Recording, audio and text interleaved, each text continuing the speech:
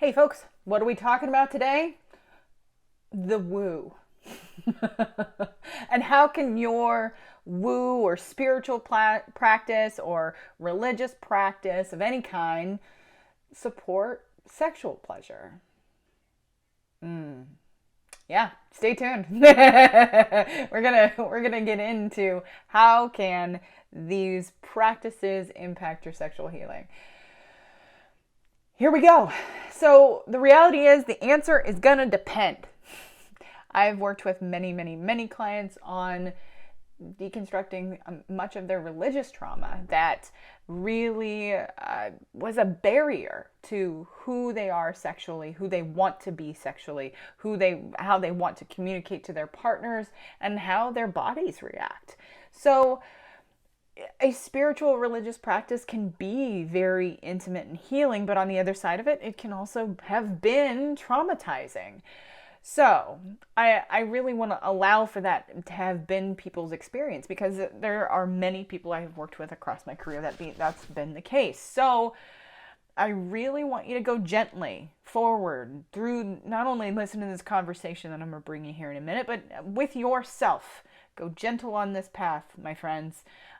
Include only practices that fill your cups and that don't continue to be traumatizing to you.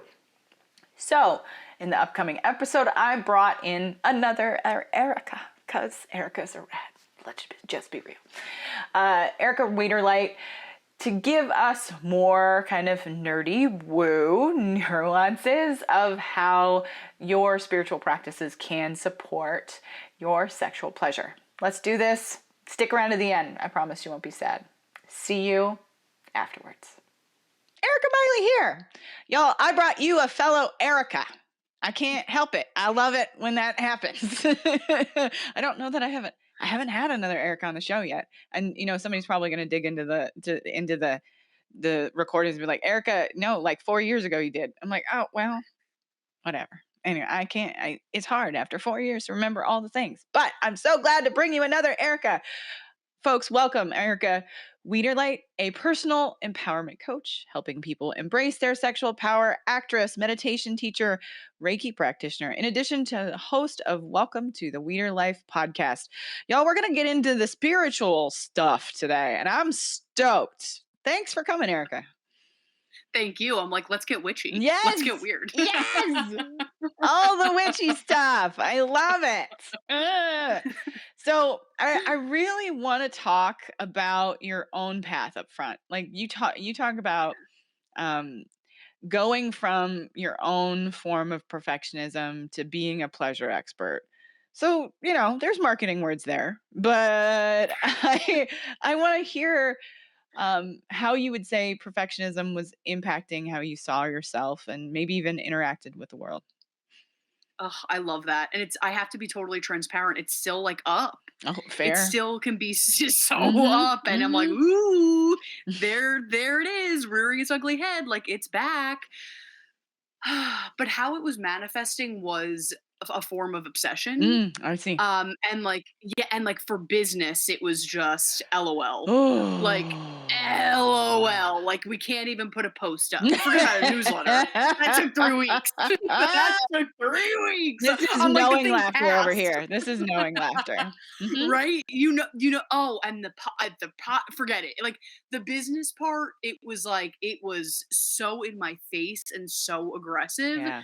But then it also came out, every area of life, with money, and how it really manifested was like all or nothing behavior, feast or famine behavior, where it was like, so money's such a good example. Food for me is a big one, where it was like, oh, I need to be in such a contraction. I need to be perfect and not eat or not spend, or that's not sustainable. So we're going to the end of the road, like fill her up. And so like it manifested in such a feast or famine, all or nothing type behavior. I'm sure you get it. Oh, well, you're saying like my own life out loud. Like I think the old shit that we, even if we've worked on it, and I talk to my clients about this all the time, even when we've worked on it, when we go and face like a big transition of life, when we go face something that's scary, usually that's when the old patterns of thought and fear and the body sensations of all of that come back. It's like, Yeah. hey, let me remind you of all the bullshit that you went through before, and now you got to face it again because you're scared. So I hear you. Yep. I hear you describing that. I hear you, and it is. I think when you are building something of your own too, that pops up so significantly. And then I also heard you describe how it shows up like in every patriarchal like piece for women: money, Yep. sex, Yep. food, all of Body. it, Yep. body, every part of it. So Yes. while you were trying to build your business, how did you start to do some of that work for yourself, and how was your spiritual life involved? Oh, that is such a good question. And you know what? I think you hit the nail so deeply on the head because I had to unpack so much, and I still am. I'm sure we Mm, are for the rest of our lives, unfortunately, yeah, but so much patriarchal shit. yeah. Like, I had to unpack Mhm. that and take off layers. And I was like, oh my gosh, this is why it is manifesting, especially with food Yeah. and body and money. Like, it was, I really had to pull the onion apart. And again, total transparency, we're still in the kitchen peeling. Yeah. You know what I mean? Like, we're still totally peeling. But how I really, and it sounds so corny because when you're like from perfectionist to pleasure expert, I'm like, "Ha, what a nerd! Who wrote that?" And I'm like, "Oh, he does me," because like I'm like, "Who did that?" And I'm like, "Oh wait, like." From a distance, I'm like dork, and then I'm like, wait, oh my god, shit, that was my truth. That is Yes. my truth. Like, it sounds so, like you said, like hot topic, marketable, like buzzwords, and I'm Yeah. like, ew, and then I'm like, fuck. But in all seriousness, the pleasure Mhm. work was more than just yeah, rainbows and butterflies and boas. Mhm. Like God bless, like feather me in a chaise lounge. Mhm. But it was more than that. It for me, it was such a reclamation of I'm worthy and deserving of taking up space. I'm worthy and deserving of holding good things. Mhm. And that when I put the lens on of what feels good, what feels nourishing, Yeah. it perfectionism, whew, that didn't, I mean, again, it's still there, but it didn't have much of a spot because I was like, this feels fucking horrendous to take 3 weeks to write a newsletter. Yeah. You know what I mean? Like it just put things in more of a perspective, and it was such a reclamation of sorts. It sounds like you began to have a deep understanding that perfectionism is the shield. It's a red herring. It's not like it's Yeah. not doesn't exist. Like we can't do perfect, but it's that shield to try to deal with that physical experience of fear when we're pushing Yeah. up against. And I think you said something very clear that I want to come back to, which is the pleasure part of it. It's Hmm. something that I have watched so many people and in myself, the minute that it's body pleasure, like food nourishment pleasure, physical pleasure, orgasms, it's almost like it's gasoline to the problem and you can't ignore it anymore. The pleasure brings it up to the forefront in such a in a hurry. Yes. Yes. It's so true. And I have to add too, this is a little bit of a sidebar, but kind of what we're going on. It's Mhm. like that sometimes scares people to do the work Yes. because pleasure is like it could be electric. I mean, it Mhm. could be soft too, but like it's alive. Yes. And then when you feel that alive with pleasure, Mhm.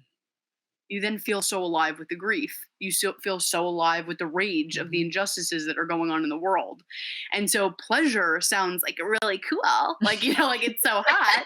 But then also you're like, fuck. Like I have to it Yeah. is an awakening of Mhm. being alive to all of it. Every Yes. shade, every color, every texture. Like Mhm. it's really, I mean, how do I say this? It's really like a tantric way of living that Yeah. you're like fully alive to all of the different, emotions. And so it sounds like really cool and it's a really big buzzword in the community right now, but it's like, like it's no joke, no turning back. So that's a sidebar that it's alluring. It's Mhm. really sexy. Yes. And so is perfectionism. Perfectionism is so sexy, Mhm. so glamorous, so like tantalizing. Again, that But red herring, right? Like, it gives you this sense like, "Oh, I can oh control all of this." No, nah, nah. And especially nah, when you allow yourself to feel all of the feelings, which includes yep, pleasure.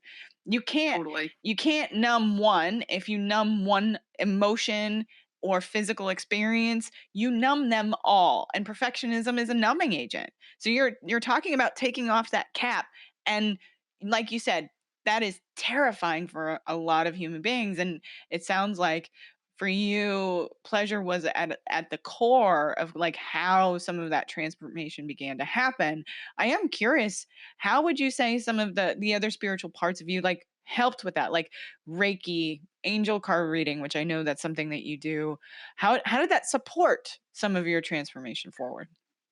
I love that. It really, for me, it really grounded me. Mm, So for like the angel cards, the goddess cards, it was a reminder of, and this is corny, but go with me, of like my ready. divinate, like for yeah, I'm like, wow, I'm about to be real embarrassing, but like of my divine. Like it Mm, reminded me, because here's the thing, like my pleasure shit, I could do again, we could be in a chaise lounge getting feathered, being fed grapes, mhm. but if I don't believe I'm worthy and deserving of it, I'm gonna do everything in my power to shoo that shit away. Yeah. And so the cards really helped me and anchor me in like, hey E, you're worthy and deserving of feeling good. Hey E, you're worthy and deserving of holding good things. Mm, And for the Reiki, it's so funny, like because I ebb and flow with the Reiki practice. mhm, Yesterday I was having this like interesting, like I don't want to say anxiety attack, but like things were coming up. mhm. And I use the Reiki as a form of quote unquote pleasure, but of self soothing. Mm. And so instead of it just being like, this is a separate divination tool, like, in a box, Yeah. I brought it into as a pleasure practice to regulate, to heal, to soothe myself. Mhm. And so these tools have been such a grounding force in my practice. Like it Mm. has helped me significantly. And, we bop and we bounce to different tools, but those guys have really helped me anchor in. You're talking about using a different part of our existence to help you ground yourself. Most of my listeners are really know what a nerd I am and know how much I love science and psychology and all of those things. But what you're talking about is this parallel support that allowed you Hmm. to access soothing in a way that I am constantly trying to teach my clients how to soothe themselves. And it is so much more effective when it's something that is about them. So if it's something that it belongs to their spiritual life, whether it's Reiki, tarot, whatever that is, or even like somebody who goes to a church and uses prayer, like Yes. the spiritual side of soothing is something that you're talking about, and I think you're talking about how it supported pleasure, and it Yes. doesn't always have to be about masturbation and a sex toy. I mean, it can be about that too, because you can definitely meditate that way, y'all. Yeah. Just get it right. Oh, hell yeah. But I think you just described it in such a lovely way that Reiki, yes, you can ebb and flow with it. Again, you're kicking that perfectionism can. Like, hey, no, we don't have to practice this all the time. This is a Yes. lovely piece of me now, right now in the here and now. Exactly. Yeah, and you know what's so funny? Now I'm in a very different place, Yeah. but when I started this work, I was at such a fucking rock bottom, Mm, and like and was dealing with an eating disorder and trauma. Like I couldn't look at, like, I'm gonna be honest, I couldn't even look at myself. There was so much self-hatred. And so why the spiritual was so powerful mm, was I wasn't in a place to get behind myself and say an affirmation. I wasn't in a place to get behind myself and be like, "You deserve it, E." yeah. Wasn't there. So I needed something bigger than myself to be like, I don't fucking believe in myself. Mhm. I feel worthless. But these angels believe in me. Mhm. Whatever it is, it doesn't matter. Like it could be my cat, my cat Tootsie in the Mhm. sky. It doesn't matter. Yeah. But like I was like something greater, even if this Yes. energy is non-judgmental of me. They're not mad at me that I gained 15 pounds. Mhm. Like there was, so I wasn't in a place, now I am. I was not in a place to look at myself. Yeah. And so I felt, okay, I can't do the work right now. It feels too threatening to even work with a therapist or a coach, Mm. but that helped me get jamming Yeah. in of, okay, something bigger than me, something greater. So call it God, goddess, source, I don't give a shit, doesn't matter. Mhm. But it helped me feel loved. And then I opened up to, you know what? I am ready to be held by a therapist. I am ready to be held by a Mm. coach. Yeah. I am ready to be held by community. But for me, because I was so not there, I had I felt the love in a way that I Mhm. wasn't ready to give to myself. And so that for me really is what got me into. I you're talking about a really important part, which I don't. Anytime if I hear a coach, I've heard therapists be bad about this too. Anybody who's trying to use positive affirmations as a way to combat shame, it doesn't fucking work. It Like doesn't you work. just said, it just does not work because it Right. doesn't matter how many times you might repeat something to yourself. If shame and perfectionism, which is they're tightly intertwined, are sitting in the Yep. back of your head going, huh, that's cute. Like you're not Mhm. going to, like you said, you're not going to be able to face the what can feel so dark and scary uh on your own without some sort of like maybe a neutral idea, or maybe an Yes. external, like a spiritual practice that can offer you another version of love from the outside of yourself. I Exactly. you're onto Yeah. something here.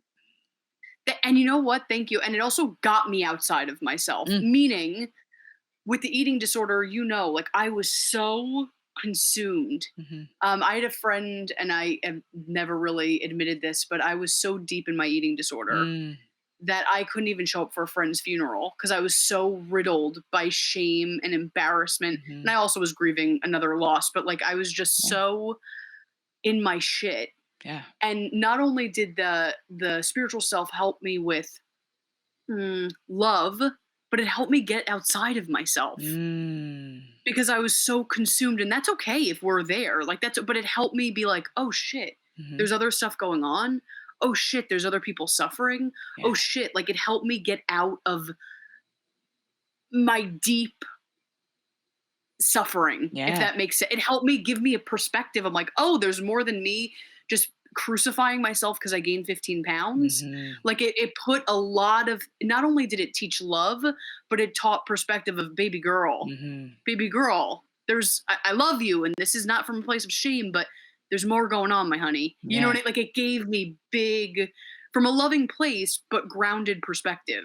You narrowed in on something that I think is important for the audience to hear, is that pain, when we're experiencing it, whether it's from eating disorders, whether it's from specific shame, grief, what have you, pain narrows your experience in a very, Yeah. very specific way that's really hard to get out of yourself.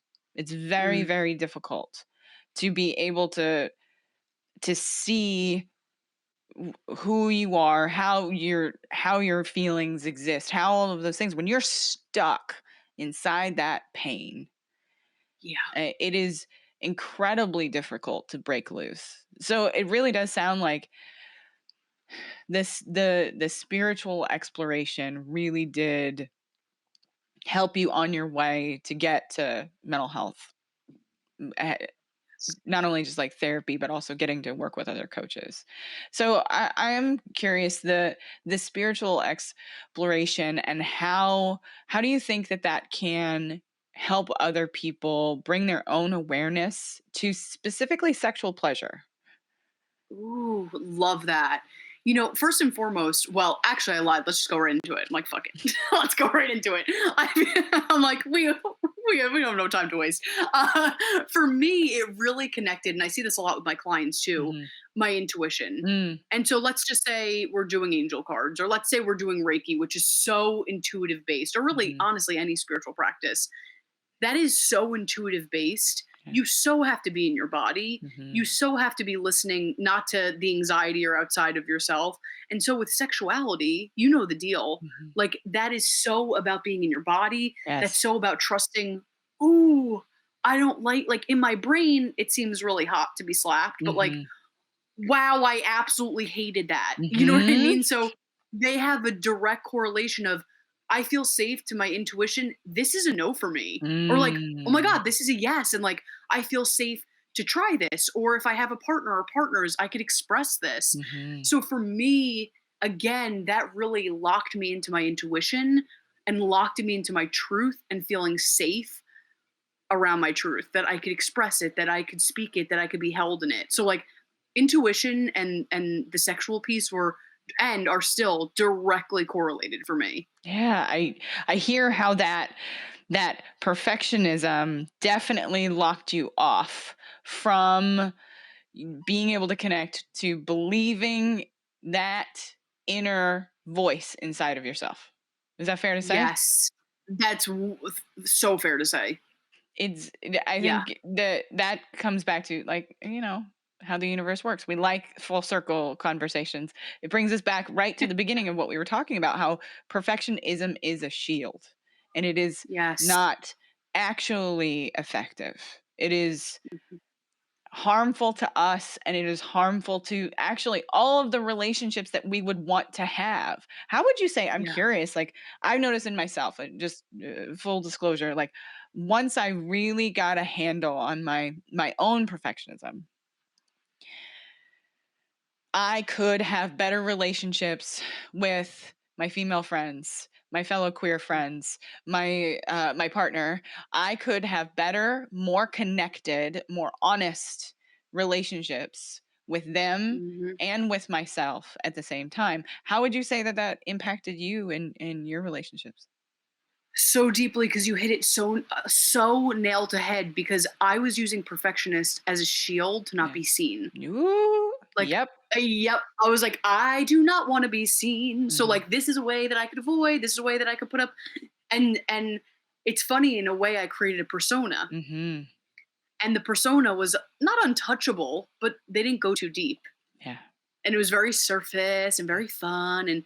And so with me bringing down the perfectionism, Mm.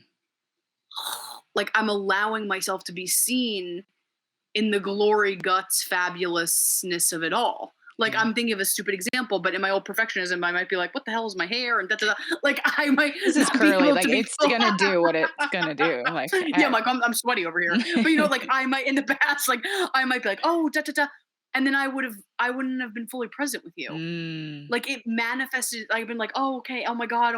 What if everyone thinks that that that?" Like I would get so into my head and so spiral out that Mm. I was absolutely not present. So forget about sex because that was so in performance, so in hiding land, you know, the duality of I'm performing and also don't want to be seen land. But yeah, it was a shield. It was such a geniusly tailored shield for me Mm. to not be seen, to not connect.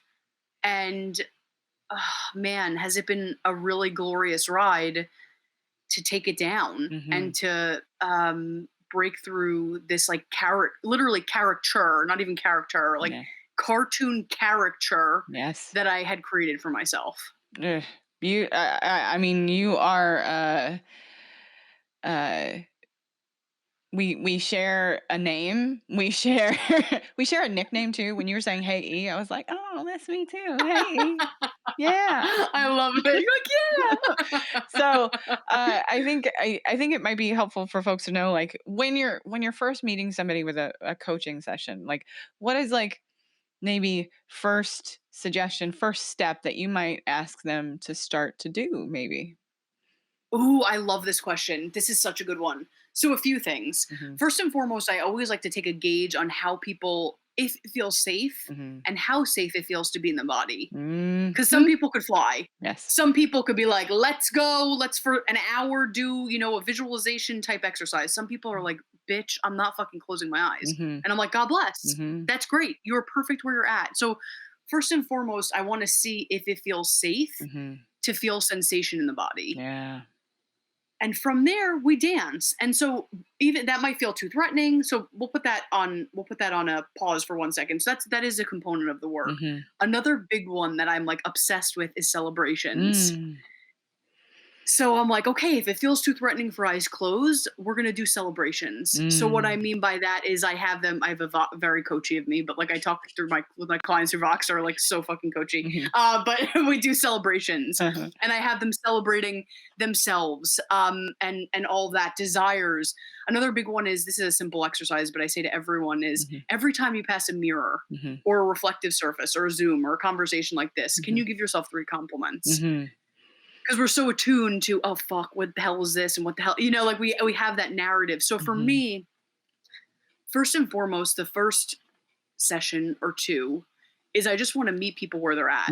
I just want to hold them where they're at. So everyone's journey is similar, but so different. Yeah. Because I never want to force, let's do this exercise and let's go here. Like I want to meet people exactly where they're at with the intention, with the hope that when they leave, they feel supported, seen, with tools to hold the fullness of themselves, the grief, the rage, the pleasure, that they have more confidence, that they have more grounding, that it feels safe to be radiant. Yeah. Because sometimes it doesn't feel safe. It doesn't feel accessible. Especially so in the beginning. You're like, get the hell out of here with that. But it happens in many different forms. It takes its shape how it takes its shape. But that's really my intention, is like not fucking Instagrammable self-love, self-care, but like real, true self-love, soul care, confidence, radiance, living your truth, being in your truth. We'll just fucking call it empowerment. Yeah. I absolutely love it. And I love to bring you and this spiritual connection to how people can learn to ground themselves and find safety, not only in their bodies, but in pleasure. I'm just so glad you've been here with me today. So how do people find you? How do people find you in the world? Yes, let's be friends. I'm like, let's be friends. Let's do it up. So I'll go through my spiel on Insta, of course, which is at WeTheLight_LLC. And then we could hop on my website, and that's where we give all the free shit. So, and we love a free goodie. So the website, we love free shit. So the website is www.wethelight.org. And on there, like you spoke about before, I have my podcast, I have my blog, I have my free book, which I joked, I'm like, who the hell wrote that? It was me. From perfectionist to pleasure expert, even though the title is crunchy as hell. We got some good. Good. I'm like, who wrote that? We got some good tools in there, and it's easy read because I hate like a 400. It's 400. Who's got time for 400 pages? This is why I listen to podcasts. I love y'all. I love y'all with books. I love y'all with books, but when a girl is busy. Yeah, like give it. That's why I was like, this shit's gonna be 46 pages. Like, and it's gonna be big type because we gotta move. So love it.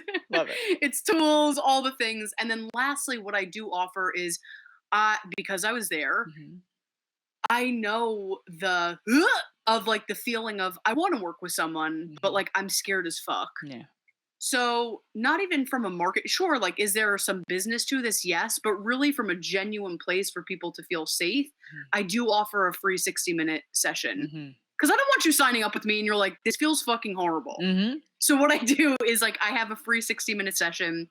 We do a mini sesh, and then we see if we're a match to work together. And you might be like, absolutely not, or absolutely, but with someone else. So this is a space where we do a mini session. We see if it's safe, we see if it's a match to work one-on-one together.